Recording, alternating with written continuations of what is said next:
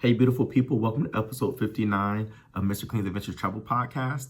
And today I want to talk to you about why you should always be cautionary when you try to give out food, especially to children or homeless people within tourist zones while you're traveling.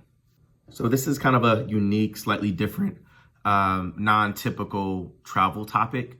But so some of you may know I was in Senegal and Ghana for Christmas and New Year's this past year. Even when I'm in the United States, I like to leave out food, clothing, things like that on the streets in LA so that people in need, whether they're homeless or not, can have access to some food, some clothing, some other resources that I may no longer need. So when I'm in Ghana, I'm at a hotel right down in Osu, which is the tourist zone.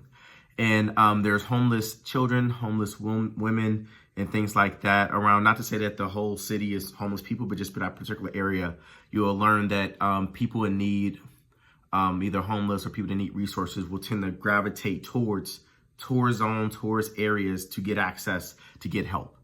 And so I did a 7-8 hour cooking class at this lady's house. And it was me and her, and ended up having like 5-6 pounds of food left. So I said, hey, am I able to take some of this food and, hopefully give it out to some of the kids and families that I see in Osu on my way back to the hotel? And the lady said, fine. So I got 4, 5, 6, 7 boxes of food: chicken, lamb, okra sauce, rice, all that, beans, all that good stuff. And the thing was, as soon as I went to one of the areas where a lot of the families, homeless children and families were, I walked into a child that usually they assume that you walk past them, but I gave them like a pound of food. 5 seconds later, it was like 20, 30 people surrounding me. Like, not just around me, but like inches, begging, starving, asking for food, asking for help. And then I realized I had made a mistake. So the mistake wasn't giving the food out. The mistake, it was in the approach that I did. So one, I've learned that you don't just walk up to an area full of dozens and dozens of homeless or people outside in need of food and start to pass out food, assuming that it's going to go peacefully. It was a traumatic experience because I'm trying to give out the food, walk away. They're starting to fight each other. They're following me now back to my hotel. I'm being surrounded. If I lose a phone or a wallet, that thing's going to disappear.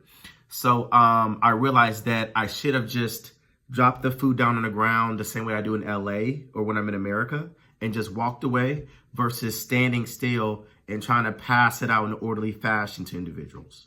So this isn't to say these people are uncivilized or anything like that. It's just that with the dire situation, people in need, they see somebody with 6-7 pounds of food and boxes handed out. It got crazy. And if you're ever in a country or a place and you want to help out and give food, do not do what I originally did. Do not stand up with food and just pass it out.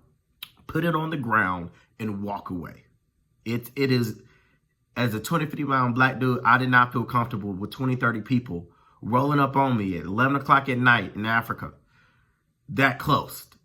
That like hypertensive. So I recommend that you drop the food, you let it go, and you can still continue to help and have empathy for people, but do it in a safe way. So that's it for episode 59 of Mr. Clean's Adventures Travel Podcast. Hopefully you learn about ways to help and give back to some people in need when you're traveling, but also hopefully you learn how to do that in such a safe way so that you're not in danger or you feel a level of discomfort. So continue to follow me on IG at IM_Mr. Clean, as well as my YouTube channel, Mr. Clean's Adventure Travel Podcast. Have a good one. Peace.